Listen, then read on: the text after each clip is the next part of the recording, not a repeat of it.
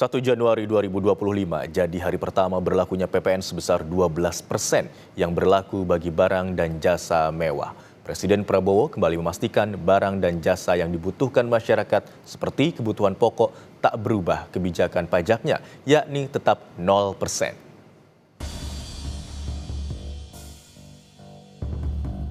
1 Januari 2025 jadi hari pertama berlakunya PPN sebesar 12% bagi barang dan jasa mewah. Walau mendapat banyak tanggapan dari masyarakat, pemerintah tetap menaikkan tarif PPN jadi 12% dengan ketentuan kenaikan PPN hanya berlaku bagi barang dan jasa mewah. Presiden Prabowo mencontohkan pesawat jet pribadi hingga rumah mewah dengan nilai di atas golongan menengah akan menjadi objek kenaikan PPN. Sementara, untuk barang dan jasa yang merupakan kebutuhan pokok masyarakat yang selama ini diberi tarif PPN 0% tetap masih berlaku. Hari ini, pemerintah memutuskan bahwa kenaikan tarif PPN dari 11% menjadi 12% hanya dikenakan terhadap barang dan jasa mewah. Yaitu barang dan jasa tertentu yang selama ini sudah terkena PPN barang mewah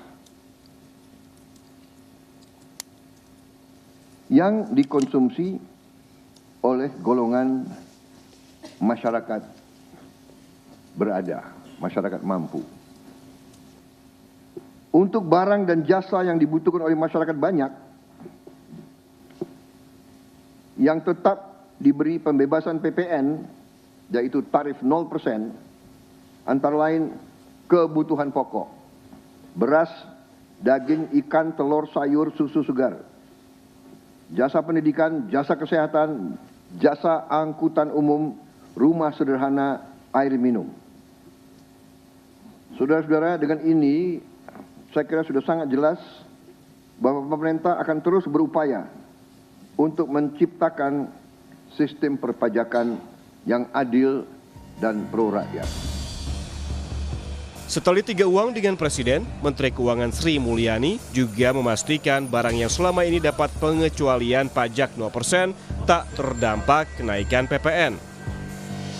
Beras, jagung, kedelai, buah-buahan, sayur-sayuran, ubi jalar, ubi kayu, gula, ternak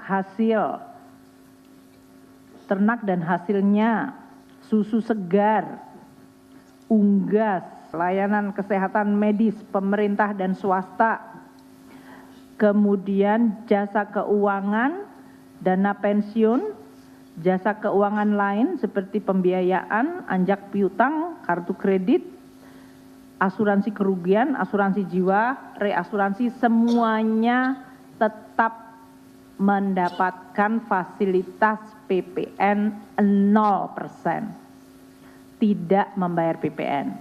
Sedangkan seluruh barang jasa yang lain yang selama ini 11% tetap 11%, tidak ada atau tidak terkena kenaikan 12%. Guna memberikan bantalan perlindungan ekonomi imbas kenaikan PPN, pemerintah menyiapkan stimulus dengan nilai sebesar 38,6 triliun rupiah.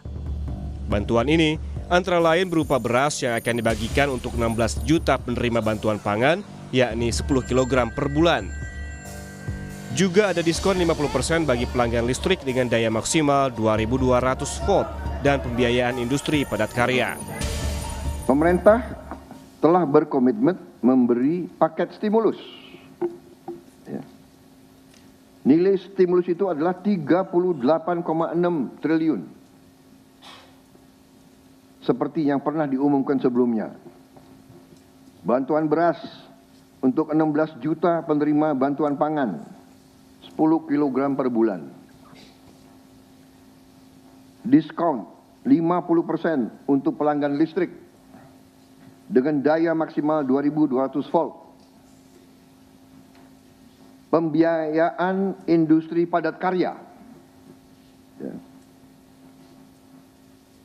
Insentif PPh pasal 21 bagi pekerja dengan gaji sampai dengan rupiah 10 juta per bulan.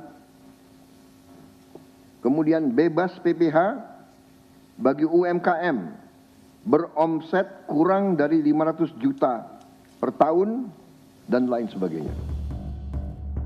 Rencana pemerintah menerapkan PPN sebesar 12% dinilai ekonom Celios Nailul Huda tak hanya untuk barang mewah, tapi dikenakan pula pada barang yang sebelumnya kena PPN 11%. Nailul juga menilai pemerintah saat ini lebih banyak menarik pungutan, pajak atau iuran dari masyarakat dibandingkan memberi bantuan atau subsidi ke masyarakat. Ini kegambangan juga terjadi bahwa ini PPN untuk yang naik nanti 12%. DJP sudah state bahwa semua barang yang terkena PPN 11% itu naik tarifnya menjadi 12%. Oke. Tidak ada barang-barang pokok. Yang ada adalah barang-barang yang tadinya dia bebas PPN, dia kena PPN. Kita melihat pemerintah sekarang menjalankan kebijakan fiskal kontraktif. Artinya, semakin banyak iuran, pajak, dan sebagainya yang ditarik dari masyarakat kepada pemerintah dibandingkan dengan yang pemerintah keluarkan untuk masyarakat. Setelah melewati tahun politik pada 2024, pada 2025, Indonesia dinilai akan menghadapi sejumlah tantangan ekonomi. Litbang Kompas dalam survei yang digelar pada 2 hingga 5 Desember lalu merekam pendapat publik tentang tantangan ekonomi di tahun baru 2025, terlebih dengan adanya kebijakan baru soal PPN. Hasilnya, sebanyak 65,8% responden yakin ekonomi akan lebih baik. Bahkan 18% responden mengaku sangat yakin. Sedangkan yang tidak yakin ekonomi akan lebih baik di 2025 jumlahnya 13,6%. 0,8% menyatakan sangat tidak yakin, sedangkan sisanya menjawab tidak tahu. Survei Litbang Kompas juga merekam apa yang menjadi kekhawatiran publik terkait perekonomian 2025. Hal yang paling dikhawatirkan publik di tahun 2025 adalah rencana kenaikan PPN 12%. Ada 40% responden menyebut hal tersebut.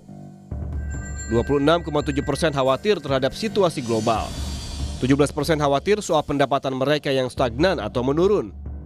Lainnya menyebut soal daya beli menurun dan soal kenaikan harga bahan pokok. Hari pertama dari 365 hari di 2025 jadi kesempatan bagi pemerintah untuk menepati janjinya tak akan mempersulit hidup rakyat. Terlebih saat masyarakat dihadapkan pada banyak pungutan baru maupun kenaikan iuran. Tak hanya PPN, tapi juga iuran tapera, iuran dana pensiun, dan kenaikan iuran BPJS. Tim Liputan, Kompas TV.